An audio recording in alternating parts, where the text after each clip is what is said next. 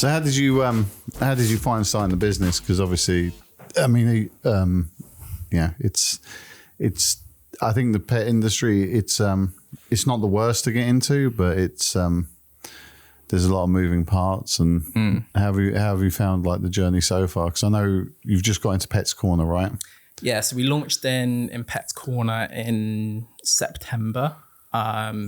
So we launched in 10 stores, sort of they're more sort of flagship affluent stores, kind of on the premise that, you know, we're one of the most sort of premium actually we probably are the most expensive accessory and products that you can find in Pets Corner. So it was a bit of and I think it's kind of the process that they take with most new brands anyway, is you kind of take a bit of a trial, see how it goes before kind of committing to any more stock or expansion. But it seems to have gone pretty well so far. And yeah, we're rolling out to 160, hopefully within the next week or so, to be honest. So our car seat is rolling out within the next 1 or 2 weeks. And then we've got sort of the rest of our lines rolling out to the full estate in February. So yeah, I think it's a really weird one when you kind of talk about strategy, because, you know, there's so many different things and so many different ways to approach it. You know, you've obviously got D2C, sort of, I guess the three main pillars are, you know, D2C, wholesale, retail. And then I guess independent trader, maybe that falls under wholesale.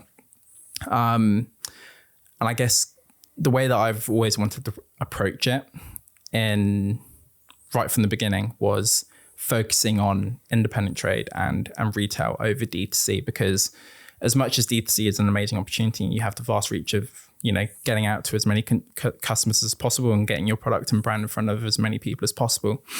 We really saw the opportunity for what we were doing in, you know, retail and independent trade in terms of helping them elevate their ranges, because, you know, yeah. I think the problem is, like, when you're a high-end brand like yourself, like, so you the products you're doing are, let's say, in the top echelons of price. Yeah. Trying to convey that effectively, D2C, is really difficult. I mean, it's, you know, like, if you can actually see it physically in the store, you can feel the quality of it. You can look at the stitch, like this is, it's a collar. You can look at the stitching.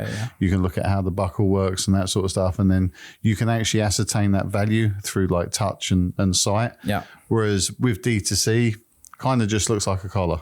Yeah. Do you know what I mean? So it's like, then you're like, you might always think like, so it's a bit like, you know, like shoes, for example, you'll see them in the shop, but then you may still buy them D2C off a website because you weren't in a position to buy them on that day, but then you're happy with the quality. Yeah. But if you didn't physically see it first, it's a massive commitment to make, because, like, you know, if I'm going to spend, let's say, 50 quid on a collar, like, I need to see it first. Yeah, I'm absolutely. not just buying a collar for 50 quid, you know? I mean, there's a few ways you can get around that by, you know, having really beautiful imagery, really nice videos. Like, the one thing that I've tried to do is, you know, really try and position the brand in a very, very different way to how you might have come across other brands in the past. So, you know, we've done like these really sort of beautiful like CGI videos that kind of look very Apple-esque. So if you go onto our website and, you know, it all looks very premium, and you can do as much as possible in terms of, you know, the look of the website, the imagery, the